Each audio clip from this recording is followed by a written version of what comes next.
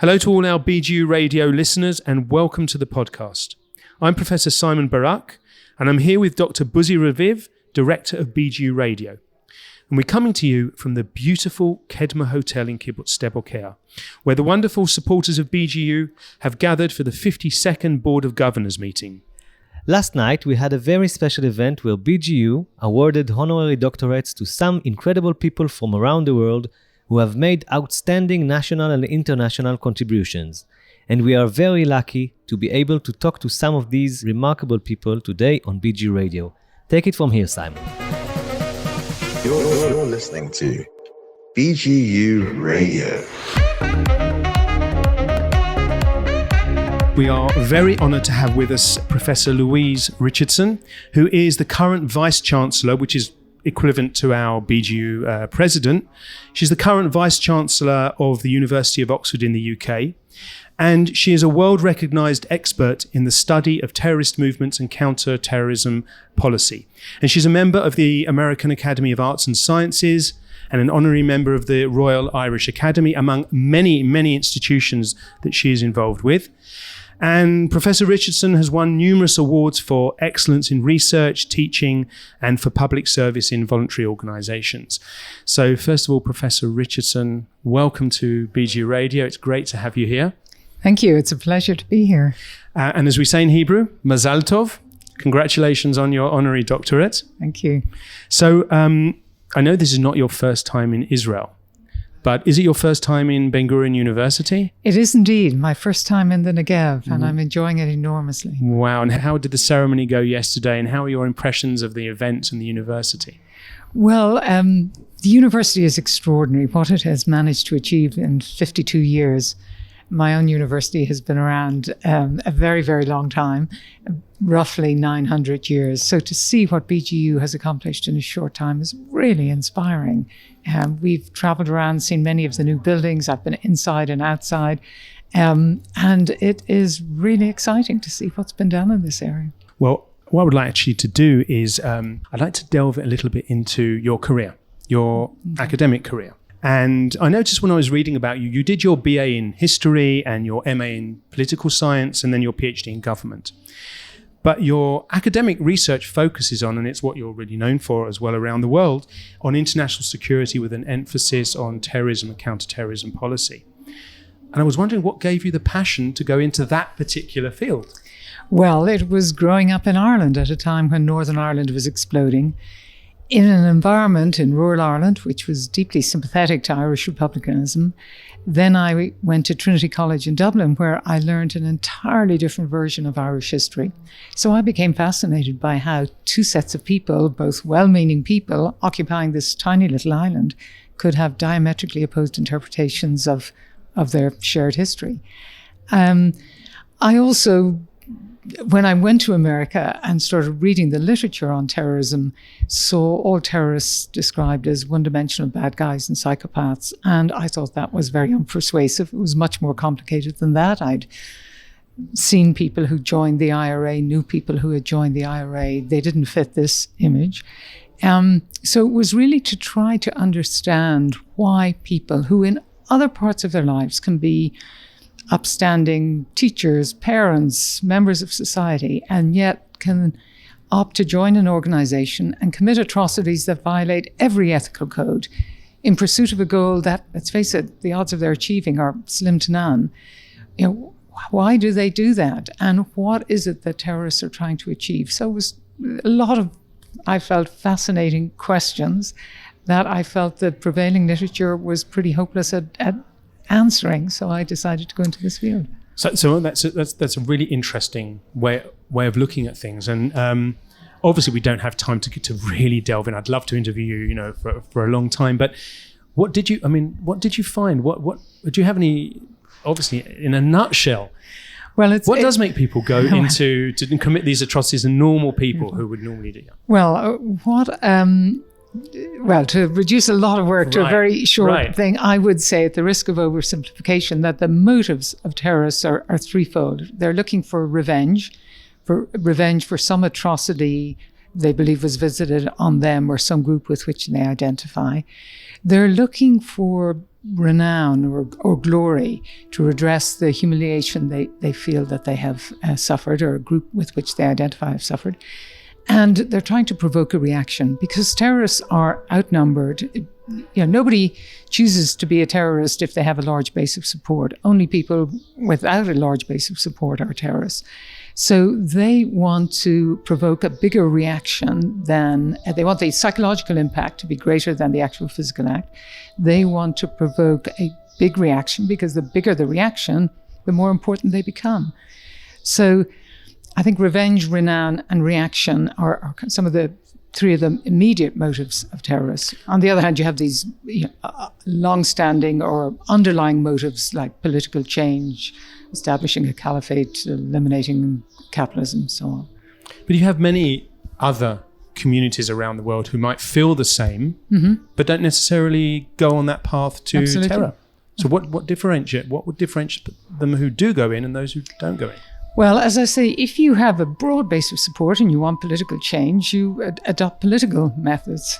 If you don't have enough political methods and you want to fight militarily, you can launch an irregular army or a guerrilla army. So what's distinctive about terrorism? It's the deliberate targeting of non-combatants for a political purpose. And this is the piece that violates, as I say, every ethical code, no matter what religion or what have you that you have. And I don't think we entirely understand how and why people do that. They certainly dehumanize the other. They don't kill individuals because they're an individual by and large. That's more like a political assassination. But they kill people as representatives of some broader group. Mm-hmm. The way I like to describe this is if somebody came into a classroom and shot me because they flunked out of Oxford last year, it wouldn't matter how terrorized everybody in that lecture theatre was. That wouldn't be a terrorist act because the point was to get me. On the other hand, if somebody threw a grenade or a bomb or whatever into that entire lecture theatre and blew us all up because they felt we represented a corrupt bureaucracy and illicit society, whether they killed us or people sitting in another lecture theatre having a lecture on plant biology, right. It wouldn't matter. It wasn't the individuals that mattered. So they picked targets at random or as representatives of them. A broader group. And of course, the more random the target, the more powerful the impact, because if nobody is selected, nobody is safe. Right. So I know that you have connections in Israel. I watched your movie yesterday. How have your connections in Israel or the terrorism and counter-terrorism policy in our part of the world affected your views on terrorism? Is every terrorist or every conflict is not the same? So how has that affected your views? Well, the first point, in the interest of full disclosure, since I've started running universities, I haven't been working in the field of terrorism. When I was working in the field of terrorism, of course, nobody has more experience in combating terrorism than Israel. So I worked with Israeli academics, and there's nothing like working with people in the forefront to temper academic objectivity or abstraction. I learned a great deal from them. And indeed, when I was teaching at Harvard, I often had Israelis in my classes, Israelis who would come over for graduate work and take my classes, and certainly learned a lot from them too. Well, I want to move on because we don't have a lot of time. I want to move on to another subject. And I suppose it's a subject that we all hope will become so normal one day that we never have to speak about it again. And when I was looking again at your bio, one of the awards you received was the Emily Winifred Dixon Award from the Royal College of the Surgeon of Ireland, which recognises women who have made outstanding contributions in their field. And connected to that, when I was reading your bio online, something really chimed with me. And this is that when you were the first principal of the University of St Andrews in Scotland, you were, unlike your previous male principals, you were not granted honorary membership of the Royal Ancient Golf Club, which is only male. And it chimed with me because I grew up in England right next to a golf club that wouldn't let Jews in.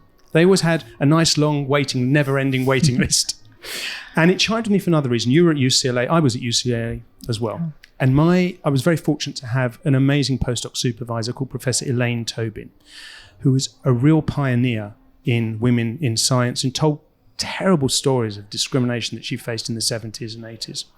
And so my question to you is, did you ever encounter difficulties, even from childhood onwards at school, going into an academic career, any executive positions? What difficulties did you face as a woman in academia?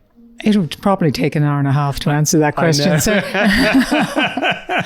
But, I prefer not to focus on all these slights. It's too easy to see yourself as a victim. I think things come out in the wash. There have been periods in my career where I'm sure the fact that I was a woman was an advantage. So, yes, I had many stories to tell, but I prefer not to focus on them. I think over time, I think they're more and more rare that women have those experiences. I'm not saying yet that we have an entirely level playing field, and I think all we need for women to succeed actually is a level playing field. But as long as women bear the brunt of childbearing, and that careers are such that the key point in your career is in the 20s and 30s when you have to combine a career with childbearing, and women disproportionately bear the weight of childbearing, they are disadvantaged. So they're the systemic things that need to change. And, the antediluvian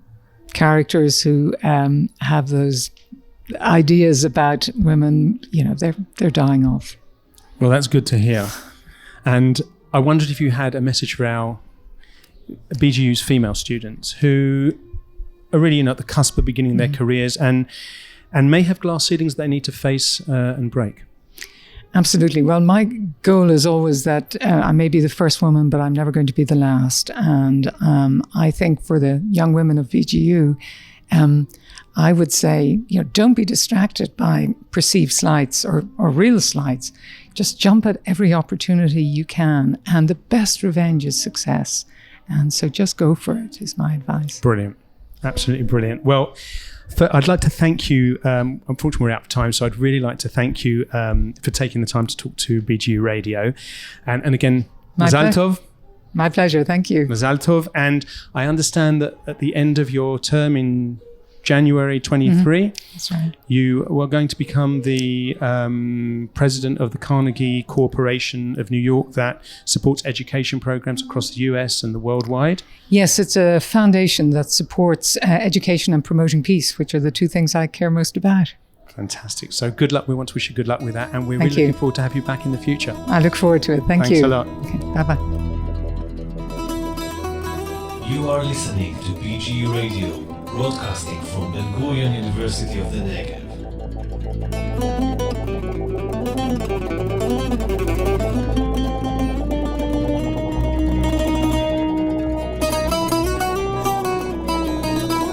Well, I'm really excited and honoured to talk to our next guest, our next Honorary Doctor, Rabbi Denise Eger, who is the founding Senior Rabbi of Congregation Colony in West Hollywood, California. And I think that if the word trailblazer could be embodied in an international Jewish leader, it would be Rabbi Eger.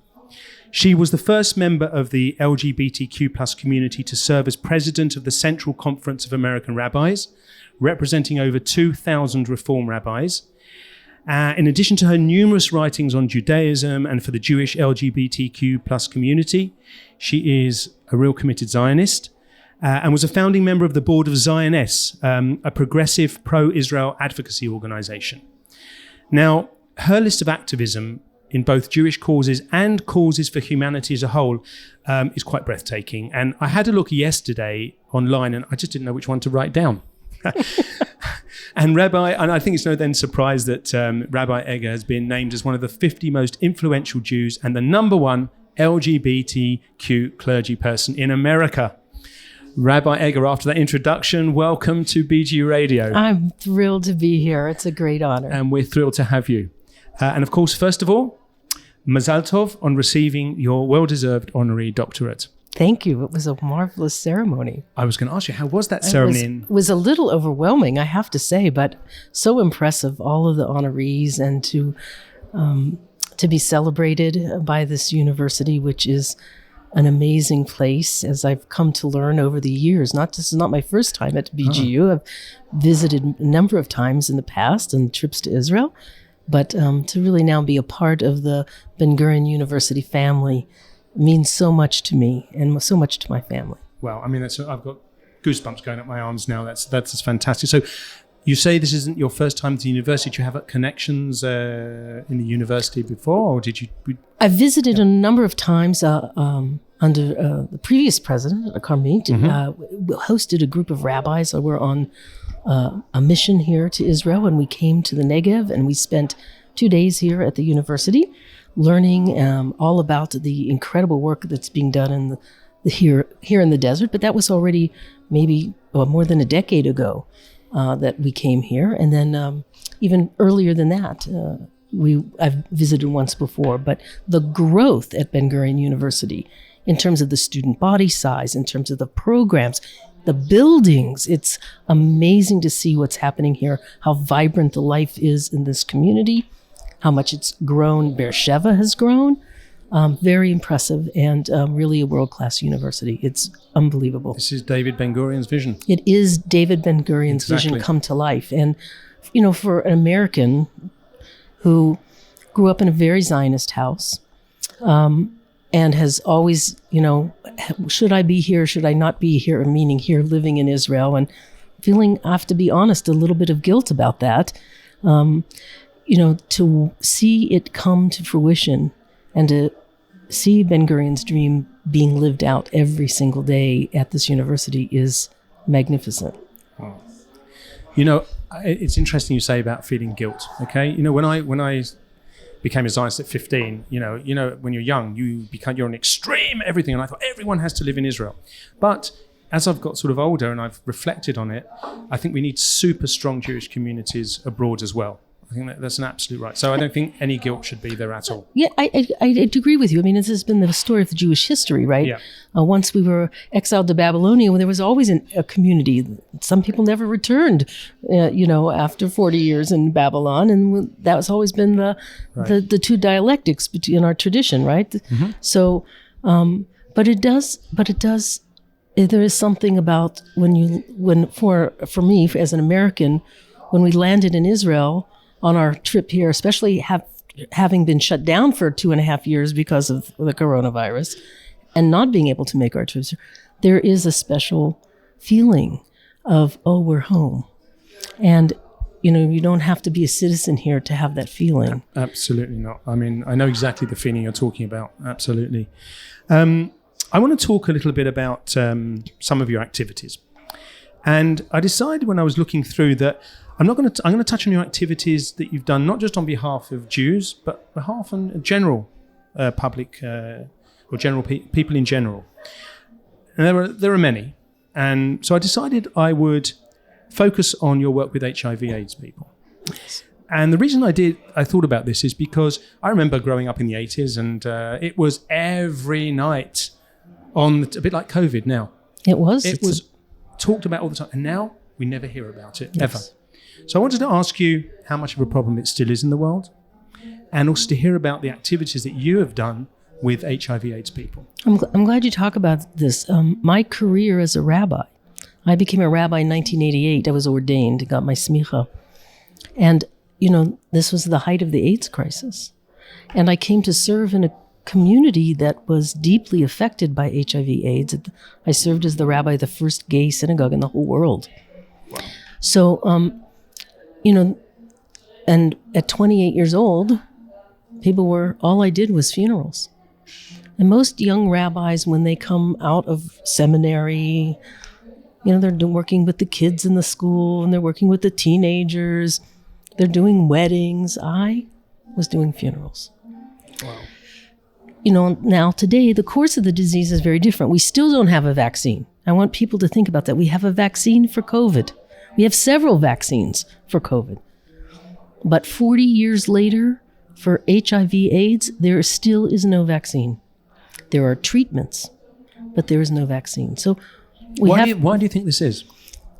There's a lot of bureaucracies. There's a lot of lack of research dollars now going to HIV/AIDS. And in fact, some of the research that helped to develop the COVID vaccine so quickly was based upon research for HIV/AIDS.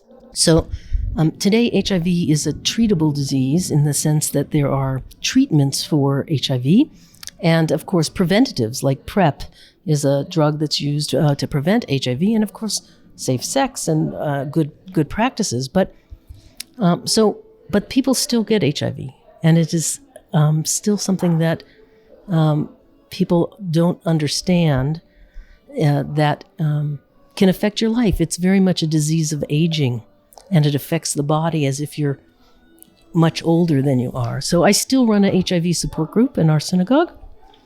Monthly, we meet for Shabbat lunch. It's open to anybody. There's Jews and non-Jews that come. But, people still need support because, as you said, many people think it's over, and it's not over. Just for our listeners, what is the status of HIV AIDS in the world? I mean, how prevalent is it still? Oh, it's still very prevalent. There's still millions of people that have the HIV virus.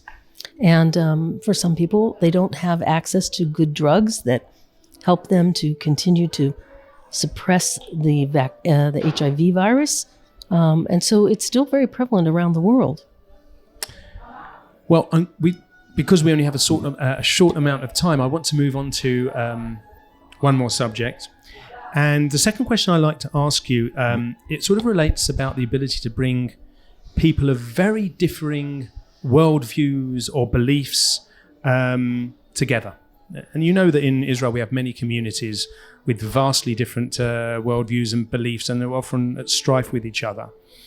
So I was really interested to read that you served as the first woman and openly gay or lesbian person to be elected the president of the Southern California Board of Rabbis. And the reason that's interesting as well is because that has rabbis from all the denominations in Judaism, from Reform to Orthodox. So first of all, I was interested, how did you actually get onto the board, and what's the role of the board, first of all? So the board in Southern California is very interesting. At the time I became president, it was already 75 years old. So that was more than 10 years ago already. So maybe 100 almost 100 years, not quite. And it is made up of people, as you said, rabbis from various denominations. We meet to study together. We meet to learn professional development. We meet to discuss issues of the Jewish community. In the old days, we used to take positions on political issues. We don't do that so much anymore.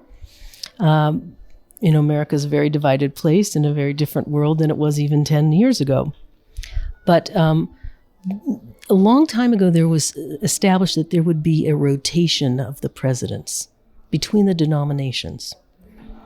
And when it became time for the next Reform rabbi to be, I was next in line. I had joined when I was 28, when I came to my first pulpit in Los Angeles, and stayed involved. And this is a really interesting story. So 2 other women rabbis and I would go to lunch every so often. And they were a couple years older than I, and they said, there's no women in leadership. And look at this organization, look at this, there's no women rabbis. Why? And both of them worked in schools. Neither were congregation. I was the only congregational rabbi. And so I said, from that meeting, I went home and I thought about it a lot. And I said, I'm going to do this. And I made myself indispensable. I served on committees. I did the work that nobody wanted to do. I raised money for Jewish Federation. And so I made my way through the ranks. And when it became my time to become president, as you move up the ranks and take on different positions, it was a big deal because they had never had a woman. And there was some question about it. Now, because of the rotation, the person who was president before me was one of the modern Orthodox rabbi. Mm-hmm. And he became the chair of the nominating committee. And he happily nominated me to be the next president. Why? Because we had developed a working relationship. We could sit and we could talk. We could study together as all the rabbis studied together and learned together. And when we found the commonalities, that makes the difference.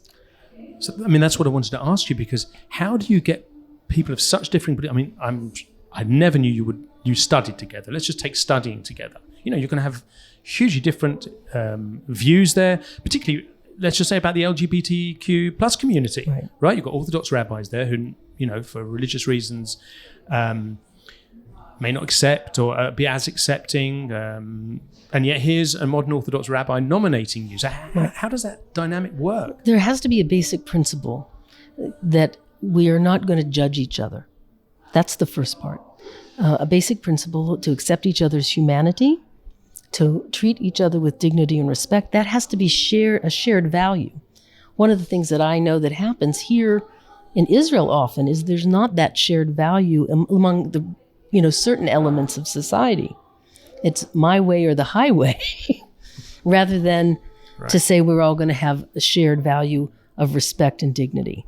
So I feel fortunate to be in a rabbinic community in Los Angeles that at least has that sense that we're going to share a sense of respect. We might not agree. We might not interpret Torah the same way. We might feel differently about halakha. But, that's true in the Talmud. The rabbis argue all day long on a page of Talmud. Right? Right. Maybe that's a good lesson for Israel, what you're saying, So I don't know if you know, we have in Ben-Gurion University quite an active LGBTQ plus body. And Buzi's had quite a lot of interaction with them via the radio. And I know that you had something interesting that you wanted to tell Rabbi Eger. Yes, I wanted to share exciting information with you that one of the leaders of the LGBTQ community, of the students in BGU, he served as the head of the informal house for gays and LGBTQ community, which was some kind of a club for the community in Beersheba. And now the city opened a position for him as a referent for this community. So he is part of the municipality taking on this, this operation. This is amazing to have a liaison for the city to the community. It says a lot about the progress of this place, the progress of the university, and the progress of the city of Beersheba. Absolutely. Very important. LGBTQ people do have a unique culture and unique community. And to have the city, the municipality, understand that and recognize that, it's very powerful, very good. I think it's only because of our students. And this is the diffusion and the interaction between the university and the local community. Yes, and that's a really important role that the university plays in developing not only the students to be leaders of tomorrow, but leaders of today, right? Leaders of today and to affect the larger society. Exactly. It's beautiful. So I want to finish off with one more thing. So yesterday, it was the International Day Against Homophobia, Transphobia and Biphobia. So I wonder if you have a message, not just for the LGBTQ plus students, but for all the students together. I think the most important thing that I try to teach people is that everybody is created b'tselem Elohim. That's what we teach. It's a theological position, but it's a human position, that every human being matters. And when we have to treat each other with a sense of respect, and when we look across the table at another person, whether they're gay, whether they're straight, whether they're transgender, whether they're non-binary, we have to understand that this is part of the larger plan of creation, and that the idea that we're going to respect you for who you are without trying to change you. I'm not here to change you. I'm not here to try and make you something that you're not. But I want to honor you for just being a human being. That is what we should be doing as Jews. That's what we should be doing as human beings, to honor and respect each other. Well, I suppose I could sit here talking to you for hours, Rabbi Eger, but unfortunately our time's up. So first of all, we'd really like to thank you for coming to speak to us at BGU Radio. Mazal Tov again. Thank you. It's a great honor to be a part of this university. And we hope next time you'll come back and visit us in our BGU Radio studio. I will look forward to that. Maybe bring me back for Pride, right?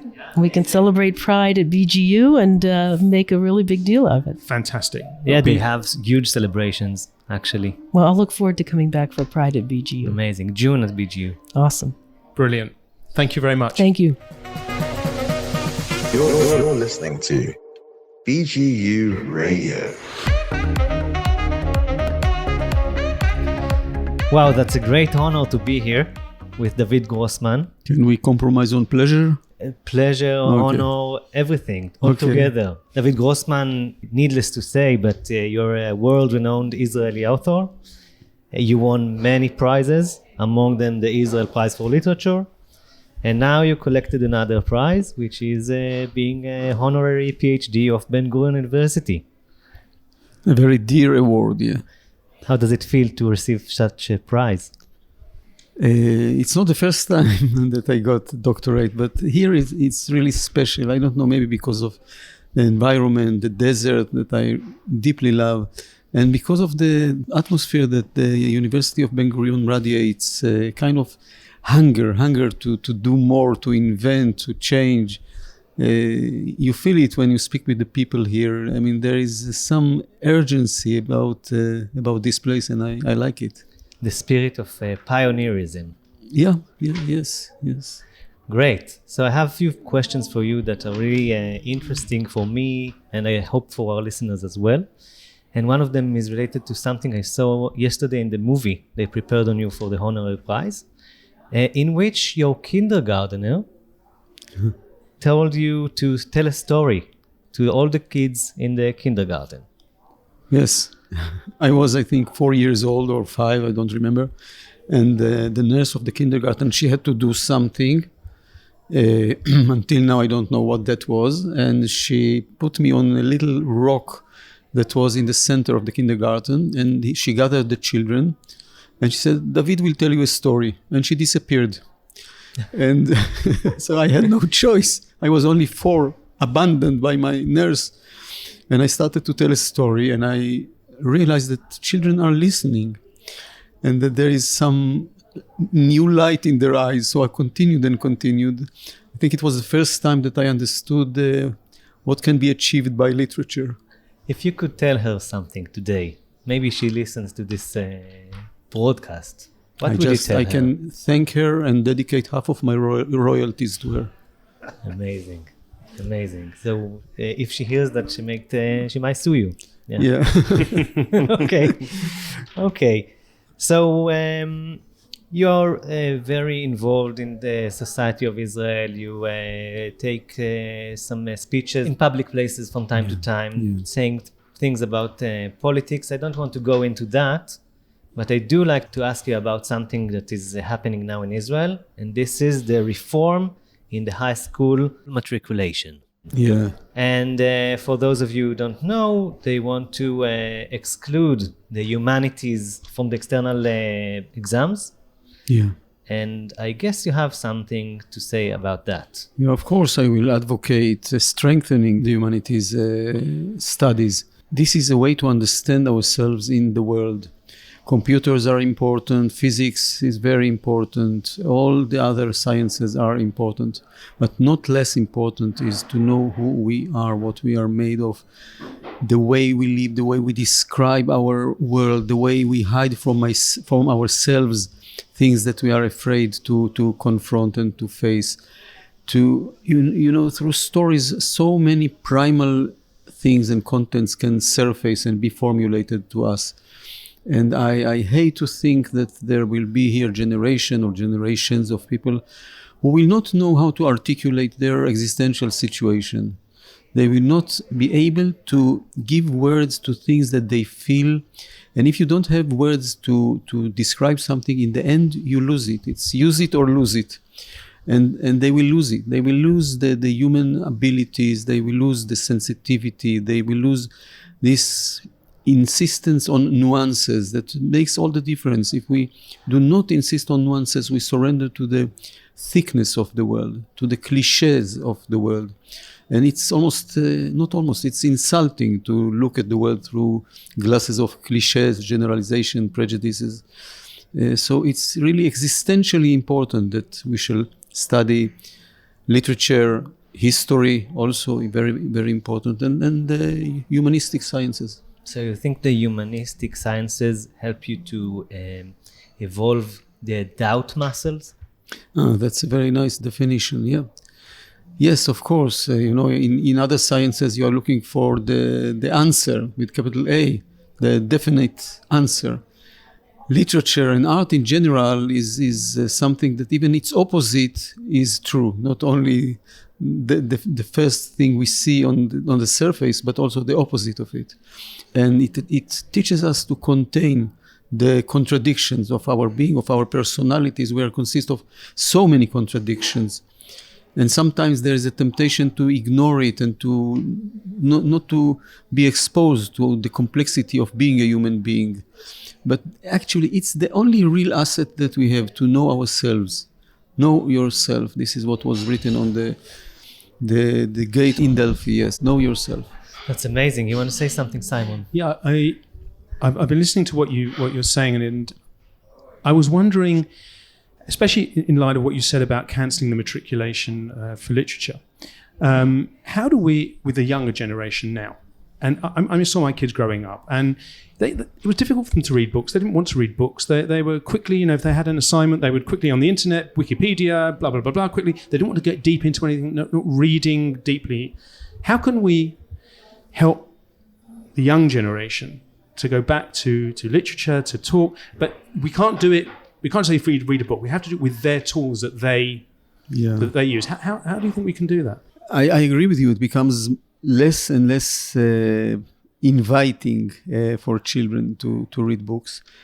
Less and less children see their parents read, and this can be the first incentive. If a child sees his father or mother reading a book and see them immersed in the book, this is a good push for him or her to try that. I'm less worried because I think that the computer in the end will prove itself to be another vehicle to tell the stories. And what will always remain, is the human primal need to read a good story and to tell a good story. I hear you had a successful career on the radio. Is that true? I don't know if successful, but I had a career in the radio. Yes, I started from a very young age, the age of 9. There was a competition of knowledge that was called Tovim HaShnayim, which glued all Israel to the radio sets. It was in 1962-3, and it was a competition of knowledge in different fields. And when I was very young, my father gave me to read the books of Shalom Aleichem, the genius humorist writer. And I was fascinated by this book, and I was totally immersed in it because it told me about the childhood of my father, who also was a young boy in a little shtetl called Dinov in Galicia in Poland. And I told my parents, I want to go to be auditioned, as they declared on the radio that there will be this competition about the writing of Shalom Aleichem. And they looked at me and said, you are a child, you are 9 years old. And I went secretly and bought a postcard and I sent it to the radio, and some days later came an envelope with the stamp of the Israeli radio that was governmental then. It was as if David Ben-Gurion himself, we are talking in very close to him now, David Ben-Gurion himself ordered them, give me your son, your only one, the one you love, and I will test him. So my parents had no choice. My father took me to be auditioned, and he was very reluctant. And when we entered the room with the judges, they said, please leave the child outside. And he said, no, the child is the thing. and I had a very good memory by then, and I was able to answer all the questions. And they started to be nervous because I had to compete against professors for Hebrew and Yiddish literature, and they thought it will hurt them. So they made a deal with me that they will allow me to be in the studio during the broadcast. It was live broadcast. And whenever one of the competitors will not know the answer, they will turn it to me. And so they did. And the people from the youth department of the radio thought that they can use this child for other things. And they sent me to interview football players, basketball players, theater actors. I had a very lovely and colorful childhood. And then I stayed and I did everything possible in radio until in 87, when I was writing the Halloween, I was fired from the radio because of political positions that I took. But all in all, radio was my home for almost 30 years, and a real home. I was, when I started, I was so short that in order to make me get to the microphone, they had put in a box of oranges with my name on it. It was Grossman written on it, so I was able to stand and to reach the microphone. So now that you're a PhD of BGU, I invite you for a position at BGU Radio. I can save you a slot. I'm the director of the radio. To make a comeback. Okay. Keep a place for me. Okay. Yeah, we have a brand new studio now, so we'd love to have you. Yes.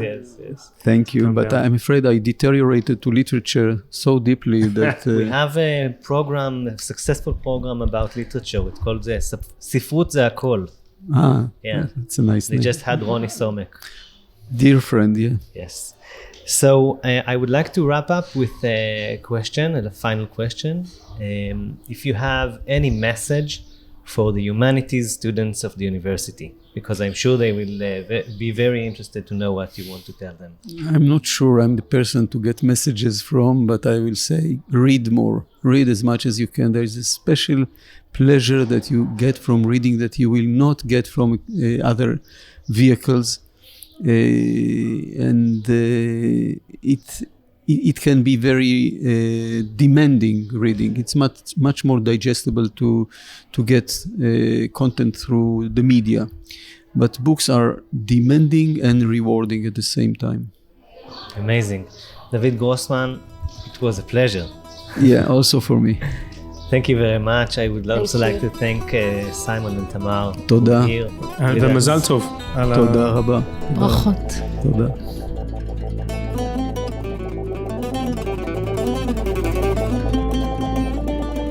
Well, that's it for today, and we would like to thank all our guests who came to speak to us and those honorary doctors who could not be with us. Mazal tov to you all. Thanks to Buzi, my partner in crime for this podcast. Thank you, Professor Simon Barak. And please go to our website at radio.bgu.ac.il for more great podcasts. Now I'm going to edit all this stuff. Good for you. Enjoy.